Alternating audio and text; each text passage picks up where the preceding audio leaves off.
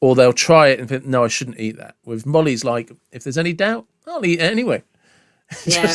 And he's just like, Yeah. how do you keep doing that? It's like, how many times do you have to nearly choke before you think, probably shouldn't be eating this? No. But if you think about how we bred both those breeds to use their mouths, Yeah. it's all about, using the Labradors, they obviously, we've taught them to use their mouths to hang on to things and carry things around. And then Staffies as well, they've been bred to hang on to things and bring things down. So it is all about what can I get in my mouth and what can I do with it? And I can hang on to this, I need to hang on to this. There's this inherent kind of breeding that says, I've got it in my gob, it's got to stay there. So, yeah, but that's actually a really good point, because we often misunderstand what dog breeds are designed for. So like, big time. as you were saying that, I remember when I was growing up, we had a Labrador.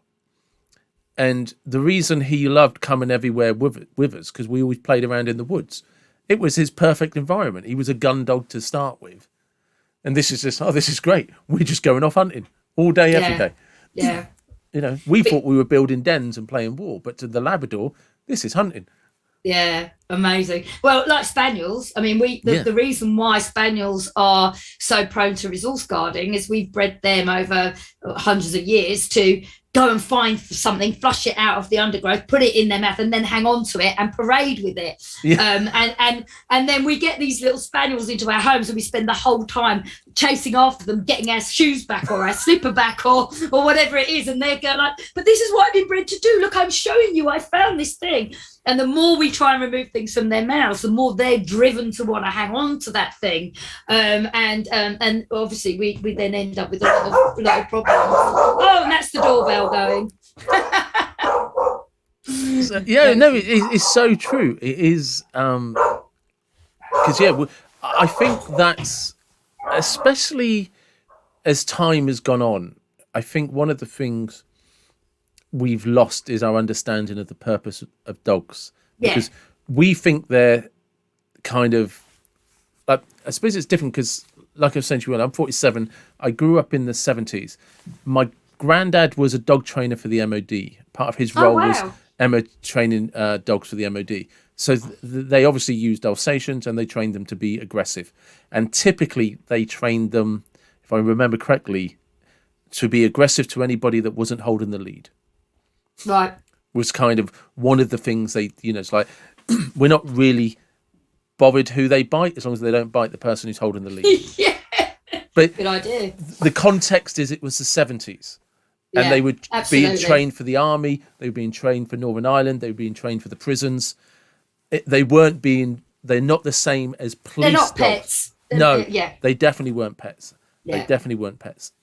They were designed for specifically to, like he said, when they were taking those dogs into a specific environment, they wanted everybody to know that dog's going to bite you.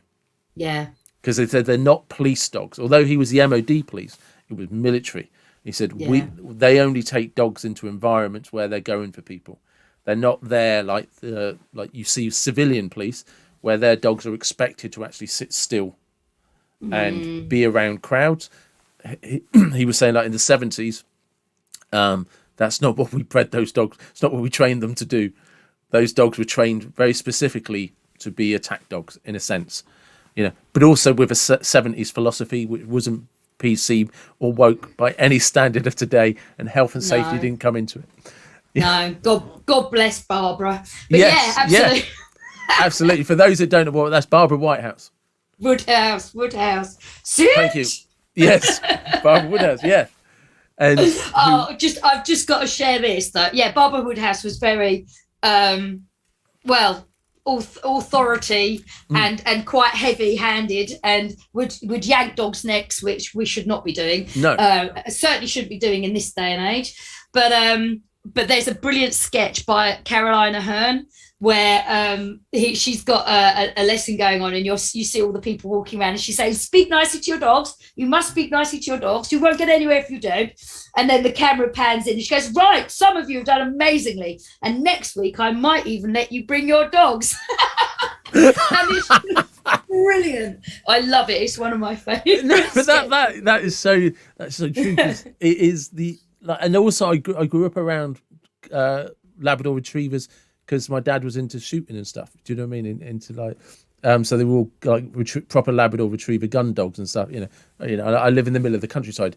Everybody, do you know what I mean? All the farmers, they all had either working collies or some form of spaniel retriever or Labrador retriever. All walked on the left because you carried the gun on the right. Yeah, exactly that. All of these, and they could sit there through all sorts of things, and then everything going off, and then hear a little rustle and be gone. Yeah. Yeah. So those dogs were very, very specific, and it was a very kind of specific period of time. And one of the things, like especially as I'm talking to you and conversations I've had with Bridget, I'm aware of how the ownership of dogs has changed. It's so much different from when I was younger.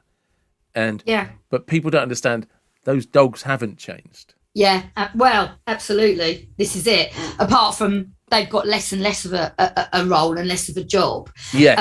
And interesting, I've got a very good friend who is really into sort of conformation of dogs and gait and pure breeds. Her mum was a show judge. And, I was talking to her the other day, and, so many of these dogs, the pure breeds, have got so many problems that we've bred into them because we bred them to do a certain job. They're not doing those jobs anymore. Yeah. Should we not be now breeding them and mixing them and not being quite so purist so that these dogs have healthier, happier lives? So if you look at a Dachshund, the Dachshund's been bred for certain traits that allow them to go down into a badger hole and then be able to reverse back out. But that has caused problems to their joints and their conformation and actually their personalities, because they're the most aggressive dogs going. Why are we still pure breeding these dogs when the jobs don't exist?